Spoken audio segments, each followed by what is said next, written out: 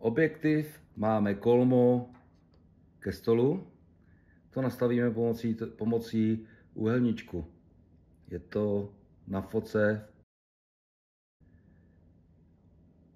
A na objektivu je z boku bílá čárka, která je osa objektivu. Nastavíme si nejprve laser, tak, aby nám ukazoval spodek toho úhelníčku, což je vidět tady. Tady.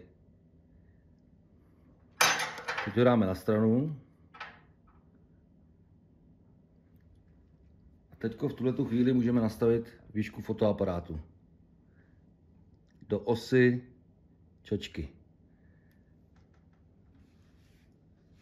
A teď jsme v ose čočky a můžeme zoomovat, případně odzoomovávat.